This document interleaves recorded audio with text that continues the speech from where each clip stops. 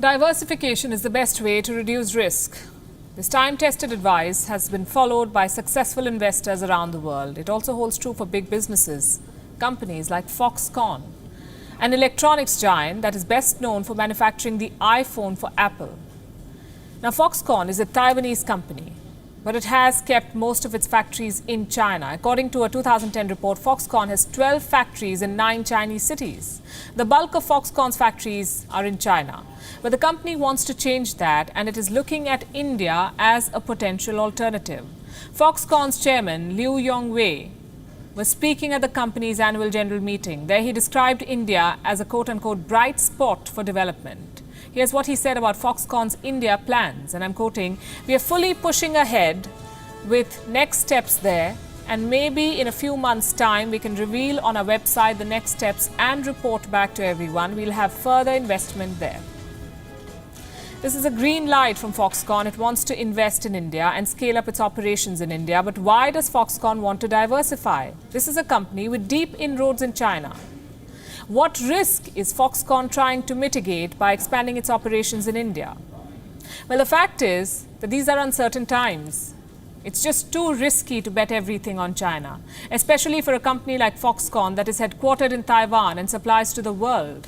And the growing tensions between China and Taiwan might just force Foxconn to look for a less hostile environment for its investments, because China is ramping up military activity around Taiwan. Taiwan's Premier Su Tseng-chang issued a warning to China today. He told Beijing, focus on fighting the resurgent coronavirus in Beijing rather than, as he put it, disturbing Taiwan with military drills. Well, what is he talking about? China's military has been busy, not just at the border with India, but near Taiwan too. The PLA has been conducting drills near Taiwan. Taiwan claims that China's Air Force has buzzed Taiwan at least 8 times in the last 2 weeks.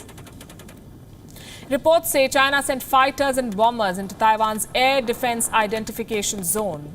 The planes were pushed back by patrolling Taiwanese jets. Clearly, China is trying to impose its territorial claims by using its military. Taiwan is responding in kind. Amid the growing military threat, Taiwan is prioritizing the development of its defense industry. Just yesterday, President Tsai Ing-wen oversaw the first public test flight of an aircraft that is built in Taiwan. It's called the Brave Eagle. It's an advanced jet trainer built at a cost of a little more than $2 billion. The timing of this test is significant. China is stepping up its military presence near Taiwan. Taiwan is responding by building more weapons. Beyond the Brave Eagle, Taiwan is also developing submarines. Its military has been asked to remain vigilant. China is trying to make more incursion attempts. Almost every day now, there are reports of Chinese planes entering Taiwan's airspace. Despite the push for domestic defense manufacturing, Taiwan still depends on America for a lot of support. And the United States is not backing down. Fox News reported today that there are now 3 American aircraft carriers operating in the Pacific. A clear show of force after Chinese aggression near Taiwan and in the South China Sea.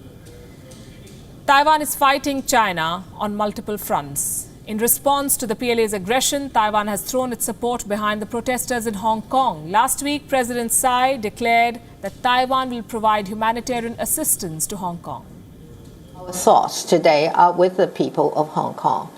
Taiwan has joined the international community in urging the Beijing authorities to honor their obligation to respect Hong Kong's fundamental freedoms.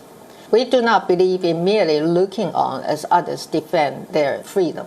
As the situation in Hong Kong continues to deteriorate just weeks before the 23rd anniversary of the handover, Taiwan will continue to provide necessary humanitarian assistance to the people of Hong Kong. With tensions now at an all-time high, businesses are wary. Any military escalation will put their investments at risk. Companies like Foxconn are deleveraging from China. This is India's chance. Step up its efforts to lure more businesses away from China.